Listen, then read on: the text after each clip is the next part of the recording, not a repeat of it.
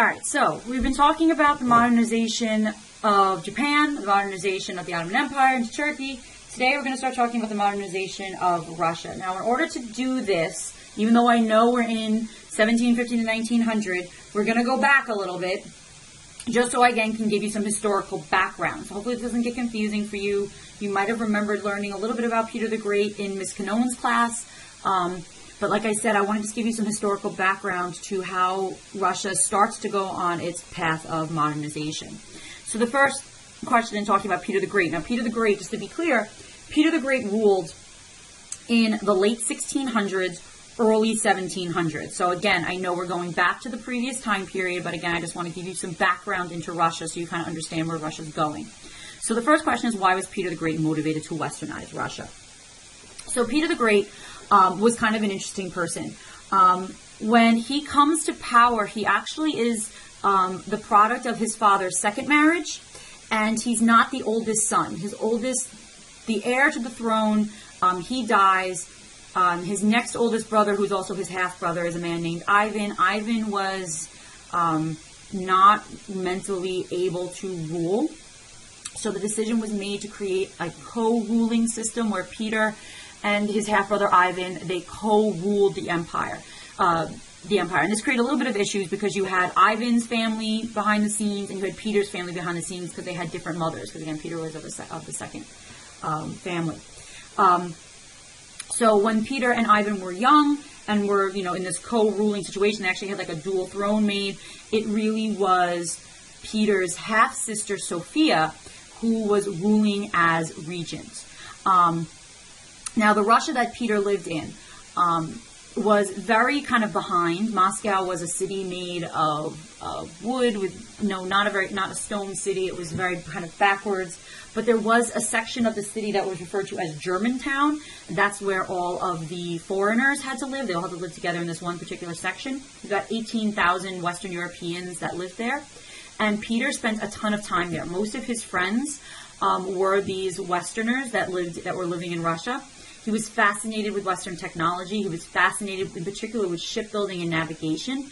And he really always felt that was the key to make Russia great, even though Russia didn't really have a seacoast. Russia has, at this point, had one port. It was the city of Archangel. It was all the way up on the White Sea. And it was a cold water, it was not a warm water port. And what I mean by that is in the wintertime, it would completely freeze over with ice and no ships could get in. But Peter also spent a lot of time up in Archangel talking to the various different foreign merchants, in particular the English merchants and the Dutch merchants. And he really was fascinated again with shipbuilding, and he really felt this was the key for him to kind of come in to make Russia great. So like I said, as a child, he really had nothing to do with ruling, even though technically he was ruler. He really could care less. He lived his life outside of Moscow playing war games. In particular, he loved to stage these huge battles because he really was also very interested in the military. His sister, Sophia, and that's an image of her, history has not been very kind to her. So Sophia, which was really kind of ruling the country, she tries to take power away from her brother Peter, especially after Ivan dies. So Ivan dies young, I think about 16, 17 years old. Obviously never had any children. This creates a problem because now Ivan's family and, Sophia was Ivan's full sister and Peter's half sister. This creates a problem because now it means Ivan's mother's family, get kind of pushed out of power in favor of Peter's mother's family. So she stages a revolt where she tries to take power, and she is pushed from power, and Peter takes power in his own right in 1689. Sophia then is kind of placed essentially in a convent and kind of locked away for the rest of her life. And she does try to make another attempt to revolt and seize power. The interesting thing also about this picture is not kind to Sophia, and she does not look like a very attractive woman in this picture. This picture would have been made to support Peter, and in the window you can see there's something kind of hanging, and that's Sophia's lover who was hung and placed outside her window, his dead body, to kind of remind her that she should not mess with her younger brother. So Peter set up a policy of forced modernization in Russia. He felt that that was the key to make Russia strong. He traveled in disguise throughout Western Europe. It's actually kind of funny that he tried to travel in disguise because he was 6'7". And that really did not make him easy to hide, because back then the average height of a man, I think, was like 5'7", so he was like a giant compared to other men. But he travels around Western Europe, and particularly he spends a lot of time in the Netherlands. He was fascinated with the Netherlands because they were the major shipbuilders in Europe at the time. And he spends time in a shipbuilding yard specifically learning how to build ships, because he felt it wasn't just enough that he says, okay, I want Russia to be Western and I want Russia to start to build ships. He felt he needed to actually know how to build ships himself. So he spent time in shipbuilding yards learning about navigation. And he set up a policy of forced modernization. His Russians had to study abroad and do a tour of Western Europe if they wanted to be able to get permission to get married. So he would not allow people to have permission to get married unless they went and traveled and studied in Western Europe. He also felt that Russia needed to become a great military power. So he really goes to try to reform the military, because the military back then was like a voluntary force, so part-time. So he offered better pay. He also created a huge draft with extensive training and modern weapons. He ordered the aristocrats who were going to study in Western Europe to particularly study math and geometry so they could learn how to calculate and aim the cannons. And again, they could not marry until they did this. By the time, at the death of Peter, at the end of his life, he makes the Russian army the largest army in Europe. And one of the major wars that he fought was a battle called the Great Northern War, something called the Great Northern War. I'll talk about that in a second. You can see this is an image of Peter when he is in the Netherlands learning about shipbuilding. While he was there is when his sister staged one of her revolts trying to take the power, and this old part-time army called the Streltsy revolted in support of Sophia, and he had to cut his trip to Western Europe short to help put down this rebellion. By the time he got there, the rebellion was over. His supporters had put it down. But they left the ringleaders there for Peter, and Peter personally murdered them himself with his bare hands. And there you can see the revolt being put down. So, like I said, at his death, the Russian army was the largest army in Europe. The major war that he fought for 20 years of his time in power, from 1700 to 1722, was called the Great Northern War. And he fought this war with Sweden. Sweden was a major power in Northern Europe at this time, and so he fights this major war with Sweden. This is going to be the reason why he is going to gain the land that is going to become St. Petersburg. He's going to take that land from Sweden, and what's significant about St. Petersburg is that it is partly, in some ways, a warm water port. And once he gets that port, he's able to create his real dream, which was to create a navy on the Baltic Sea. Now, in his goal to make Russia a major military power, he would fight alongside his troops, but he did not make himself general. He did not make himself leader. He was one of the officers, just like everyone else. And when Russia would come victorious, because he took land away from the Ottomans, he would arrive marching in these victorious, victory parades. He would march back with his men. He wouldn't march at the head of the parade because he himself was not a general in the army. So the question becomes, how was Russia modernized? So once he starts building up the military, that's really what's his main focus. Everything that he's doing to Russia, all the changes he's making for the ultimate goal of modernizing the military, being able to create a navy, ultimately getting a warm water port, and making Russia into a great power. So one of the first major reforms that he does is he reforms the government bureaucracy. So he creates what's called the table of ranks. So essentially he gets rid of the aristocracy. And he says, everyone who's born into the noble class, you're all equal.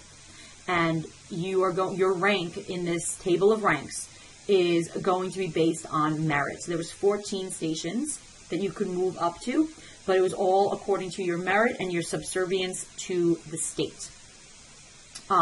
He also wanted to create a small, educated urban class.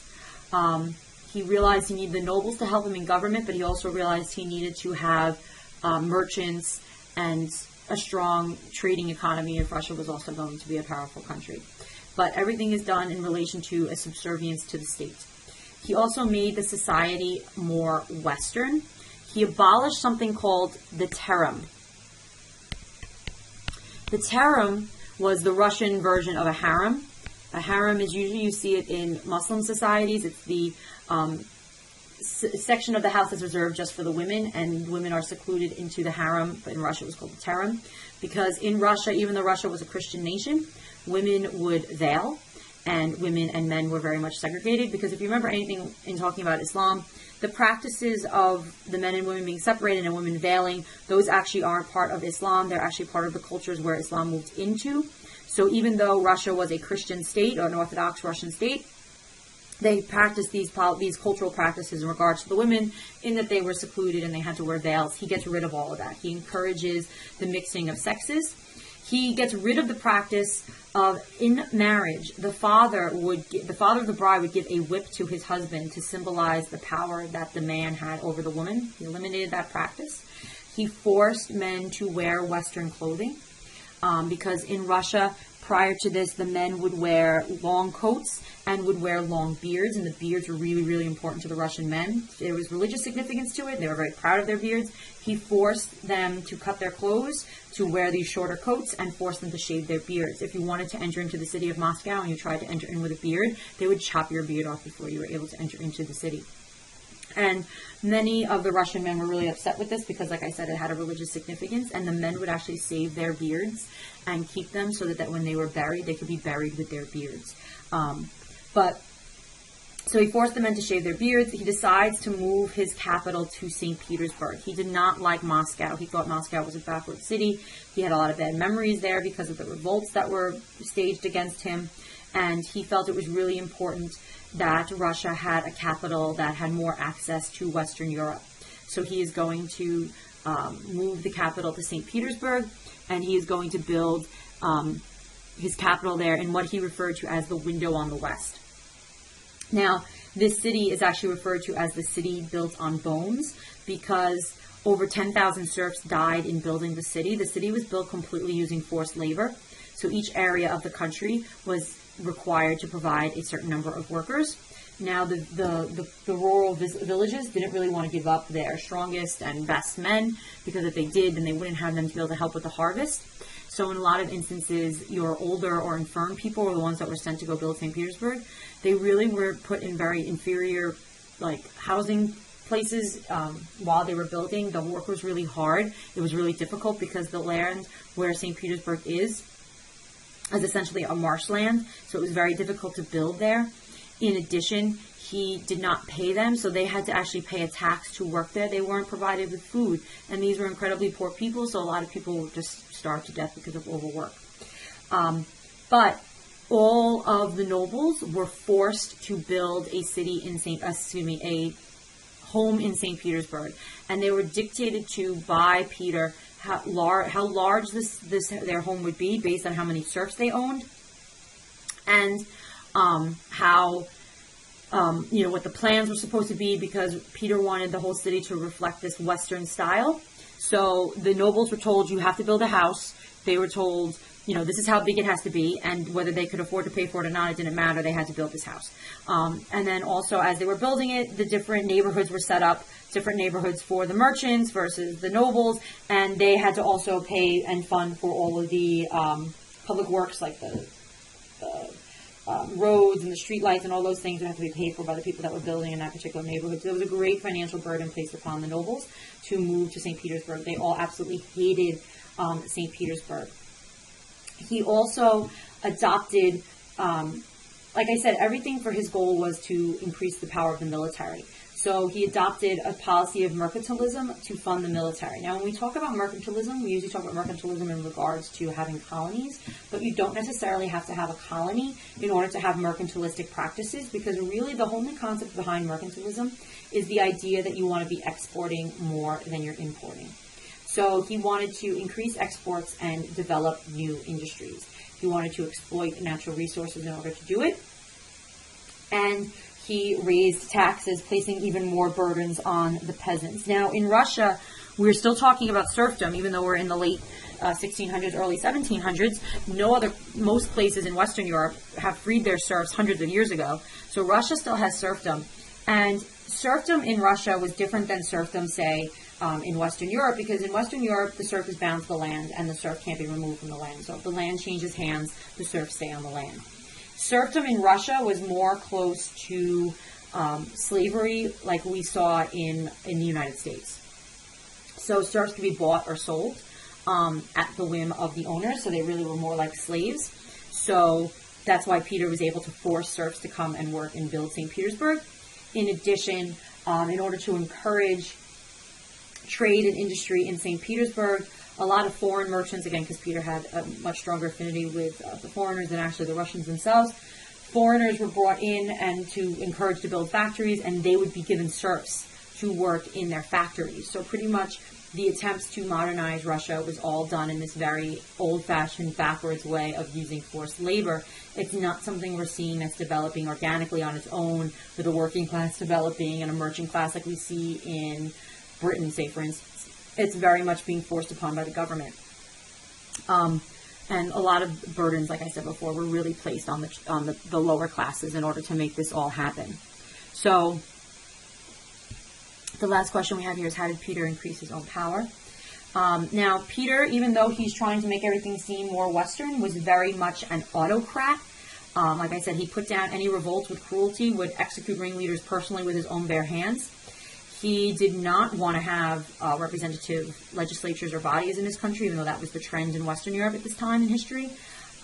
He had a secret police to prevent dissent and to supervise the bureaucracy, basically spy on the government. And the secret police survived in Russia all the way up into the 1990s, and you can probably make the argument that there's still a secret police today. He also was going to take control of the Catholic Church, the Orthodox Church. So in 1721, he abolished the position of patriarch, and he created something called the Holy Synod. And the Holy Synod was basically taking the church and putting it under the power of the government. And so the church completely represented the interest of the Tsar. Now, his son didn't really agree with all these things. In this image, you see Peter seated and his son is standing there. And his son, Alexei, was basically like, well, Dad, that's great, all these changes you've made, and that's wonderful. But, when I become Tsar, I'm just going to change it all back to the way it was before. And Peter basically was like, oh, yeah, you think you're going to do that? And he had his son murdered. And when he dies, actually, it's his wife who takes power, his wife Catherine, not Catherine the Great. This is Catherine the First. Catherine the First, interestingly enough, she was his girlfriend for many, many years. I think they had like 5 kids before they actually got married. Supposedly, she was the maid of one of his best friends, and he won her in a card game. Very strange story. But they had a very long-standing relationship. And so after she dies, it's going to be his 2 daughters, Anne and Elizabeth, who are going to reign after her. So after Peter dies, we see kind of like a reign of women. We see Catherine, we see Anne, and we see Elizabeth, who are going to rule Russia after Peter dies. But here we can see, I just want to show you some of the images of what he built in St. Petersburg. This is the Winter Palace. It was referred to as the Winter Palace. Today it's the Hermitage Museum, one of the largest art museums in the world. But this was his palace in St. Petersburg. It's very much in a more Western style. It would be the Baroque style of architecture. This is his summer palace, which was called Peterhof. So this was his summer palace that he would hang out with outside of St. Petersburg. You could see some of the decorations of the city, of the palace, excuse me. This is one of the churches he had built within St. Petersburg. So the last summary question I want you to think about for this topic is, in your opinion, did Peter actually help Russia? So did he help to make Russia into a modern, Western-style country?